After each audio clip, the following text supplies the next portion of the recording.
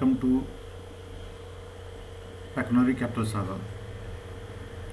आज सबसे पहले हम जिस शेयर की बात करेंगे उसका नाम है कैन फिन होम्स लिमिटेड। तो जहाँ पर मल्टीपल ग्रोथ फिगर्स दिख रही है तो हम लोग उसको बाई करेंगे, जिसका करंट मार्केट प्राइस इस समय चल रहा है 582 के आसपास, और हमारा प्राइस टारगेट जो रहेगा वो 712 के आसपास है। And company description is CFHL operates in housing finance segment, providing loans to individuals and non-housing loans, including mortgage loans, side loans, loans for commercial properties, loan against rent receivables, top-up loans and personal loans. It has 200 branches across 21 states and union territories. It offers housing loans and mortgage loans at competitive interest rates both to salaried and self-employed borrowers. The companies focus on housing loans to individuals, with 90% of the book constituting to home loans, while the rest comes from non-housing segment. और ये एक अच्छी बात है कि ये 90% जो अपना जो लोन है वो उनको दे रहे हैं हाउसिंग लोन के लिए, जो कि सिक्योर माना जाता है। And key investment arguments are we reinitiate coverage on Can Fin Homes with a buy rating and price target of rupees 712. At current market price, CFHL trades at 2.3 times of financial year 23 EP/BP. Can Fin Homes commands higher valuations led by superior research quality with best underwriting practices inherent to the company's strategy. It largely caters to salaried customers in metros and tier 1 and 2 cities. This makes its customer segment less risky, with average ticket size of rupees 21.02 lakh, and 74% of its customers are salaried and professionals. It competes with large HFCs and public private sector banks. We believe Can Fin Home is one of the favorite play among affordable mid-sized housing financiers, with a healthy loan book growth and steady spread going ahead. The company's ability to recover market share through different pricing for customer segment geographics makes it a preferred play in the affordable space. तो हम लोग इस तरह से can fine Holmes जो limited है share अभी ये स्ट्रॉन्ग है, जो इसका जो दिख रहे हैं हम लोग इसके की इन्वेस्टमेंट आर्गूमेंट्स देख रहे हैं। तो नो डाउट हम लोग जिन भी शेयर्स में इन्वेस्ट करते हैं तो सबसे पहले हमारा ये रहता है कि हम लोग उसके बारे में पहले जानें कि कंपनी का डिस्क्रिप्शन क्या है, उसके की आर्गूमेंट्स क्या हैं, तो ताकि हम लोगों को अपनी जो इन्वेस्टमेंट है, जो हमारा इन्वेस्टमेंट है वो उस शेयर में अगर कर रहे हैं तो उसके पीछे कुछ सॉलिड रीजन्स होने चाहिए। तो मेरा जो मोटिव ये रहता है कि मैं आपके साथ वो शेयर करूँ कि अगर मैं इन शेयर्स में जो इन्वेस्ट करने जा रहा हूँ तो उसके पीछे रीजन्स क्या हैं। तो मैं ज़्यादा ग्रोथ में तो नहीं जाऊँगा, ज़्यादा अगर ग्रोथ में जाऊँगा तो ये वीडियो बहुत लंबा हो जाएगा अगर मैं हर स्टेप्स को आपको ब्रीफ करना शुरू कर दूँ। तो एटलीस्ट मेरा कोशिश रहती है कि मैं ओवरव्यू आपको दूं कि मैं स्टेज में क्यों कर रहा हूँ। और आपने एक चीज़ नोटिस की होगी कि मेरा भी कभी भी स्टॉप लॉस नहीं होता, लेकिन मैं फिर भी आपसे एक मेरी पर्सनल रिक्वेस्ट है कि आप अपना स्टॉप लॉस अपने उसके हिसाब से स्टॉप लॉस लगाइए, जो आपका 10% 20% रह सकता है, जो उस हिसाब से देख लीजिए अपने, जिस तरह से आप 2% लगाना चाहते हैं। क्योंकि जो मेरे शेयर्स हैं ये फंडामेंटली स्ट्रॉन्ग है और कुछ टाइम लगता है उनके लिए, महीना 2 महीना 3 महीने 6 महीने, तो अपनी उसके उसके हिसाब से क्योंकि मैं कभी भी किसी भी शेयर में स्टॉप लॉस नहीं लगाता, क्योंकि मैं इसमें से कभी भी लॉस करके बाहर नहीं आता। मुझे और भी बहुत सारे मेरे पास ऐसे तरीके हैं जिनसे मैं प्रॉफिट बुक करके हमेशा बाहर आता हूँ। नो डाउट कुछ देर के बाद मैं जैसे हम लोग आपस में अभी थोड़ा टाइम लगेगा, तो कुछ टाइम के बाद मैं आपके साथ शेयर करूंगा कि किस तरह से अगर आप किसी पर्टिकुलर शेयर में ट्रैप हो जाते हैं तो उसमें से निकलना कैसे, वो मैं आपसे शेयर करूंगा। तो उसका तरीके क्या है तो वो मैं स्टेप बाय स्टेप आगे मैं आपको बताता जाऊँगा। तो आगे वाला शेयर जो हमारा है वो है Ratna money metals and tubes. इसका जो बाई जो हम लोग करेंगे, जिसके करंट मार्केट प्राइस इस समय नियर बाई चल रहा है 2044 and price target is 2500 and company description is incorporated in 1983. RMTL is a key player in piping solutions in India. The company is the largest manufacturer of nickel alloy, SS seamless and welded tubes, pipes and titanium welded tubes in India. RMTL is also one of the leading manufacturers of CS welding pipes, ERW, LSA and HSA, SSCS pipes with 3-layer PE/PP coating in India.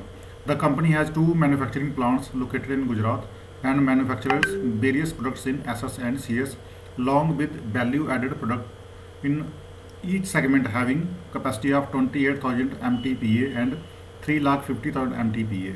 RMTL caters to clients in refineries, petrochemicals, oils and gas, thermal power, nuclear power energy, fertilizers, water distribution, chemicals and aerospace among others. Key investment arguments are: new order booking grew by 2.3 times by YoY to rupees 2700 crore during April-November 21, and management sees monthly order execution of rupees 250 to 300 crore. Thus, we believe that management is on track to achieve a revenue growth guidance of 31% YoY for financial year 22. Large opportunities from oil and gas, CGD and water transportation sectors would result in annual order inflow of over rupees 3,000 crore for next couple of years, while ramp up in utilization of recently expanded carbon steel, stainless steel capacity would take margin to historical average of 17 to 80%. Overall, we expect RMTL's revenue, EBI, TDA, PAT to clock 24%, 23%, 21% CAGR over financial year 21 to 24E. Given potential improvement in order execution with likely pickup in capex plan of domestic clients and higher export order with approval of RMTL's new plants by international customers. Hence, we maintain a buy on RMTL with an unchanged price target of rupees 2,500, as RMTL's dominant domestic position makes it key beneficiary of demand revival in steel tubes and pipes. Stock trades at 23.4 times its financial year 2023 EPS and 19.7 times it's financial 2024 EPS. तो काफ़ी अच्छा है इसमें, अगर हम लोग इसमें invest करते हैं तो मैं तो इसमें इन्वेस्ट करने जा रहा हूँ, तो आप देखिएगा. आप इस पर सबसे पहले इसको मैं जो भी आपके साथ शेयर कर रहा हूँ, इस डाटा को पहले आप वेरीफाई कीजिएगा, कहीं से भी जो भी आपके सोर्सेज हैं उससे वेरीफाई कीजिएगा, आपका जो फाइनेंशियल एडवाइजर है उससे डिस्कस कीजिएगा, तो फिर इसमें इन्वेस्ट कीजिएगा. तो अब ब्रोकरेज रडार पे अगर जाते हैं तो SBI कार्ड्स पे बुफा है maintain buy target at rupees 1,315 per share. Credit card spends accelerate further in October 21. Spends per card was plus 14.9% versus pre-COVID levels. Remain positive on long term growth outlook. तो इसको आप लंबे समय के लिए आप रख सकते हैं. लंबे समय में आप इसमें ग्रोथ देखेंगे. SBI state bank of India का जो कार्ड्स है तो नो डाउट ये भी इस SBI की तरह एक अच्छा रिटर्न देगा. तो बाई मेंटेन कीजिए इस पर, इसको आप लॉन्ग टर्म के लिए रख सकते हैं. CLSA ऑन ICICI बैंक, तो ICICI बैंक का है जो उसको आप बाई कर सकते हैं. Maintain buy target at rupees 1,100 per share. CEO's address focused on how asset quality has positively surprised. Bank has successfully improved granularity and quality of its earnings. Well positioned to benefit from the digital push a topic. तो इसको एक अच्छा एक मान के आप asset मान के इसको आप कुछ लॉन्ग टर्म के लिए ग्रोथ के लिए रख सकते हैं, शॉर्ट टर्म के लिए भी रख सकते हैं. तो ये है. बाकी अगर इसका ट्रेडिंग्स अगर करना चाहें शॉर्ट टर्म के लिए तो वो भी कर सकते हैं आप. अब Jefferies on Siemens sorry maintain buy target जो है वो आपका 2,560, जो प्रीवियस टारगेट था 2,670 था, लेकिन अभी इसको थोड़ा सा कम कर दिया, वो मार्केट भी अभी नीचे गई तो उसी हिसाब से थोड़ा सा इसका प्रीवियस टारगेट से थोड़ा सा इसको स्टेप नीचे कर दिया है. तो करंट मार्केट प्राइस इस समय चल रहा है 2,192. Management optimistic on central government infra spend rising and private sector uptick. State spend scale up is gradual. Data centres and hospitals strong on order flow will benefit from margin traction as revision rises on higher decarbonization. Lower financial year 2022-23 EPS by 2 to 4% to factor Q4 margin impact of commodity logistic costs. तो आप इसको भी रख सकते हैं.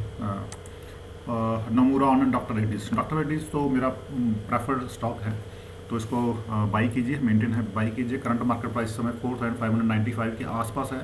Target आपका 5,856 के आसपास और ये इजीली हो जाएगा, टारगेट अचीव हो जाएगा.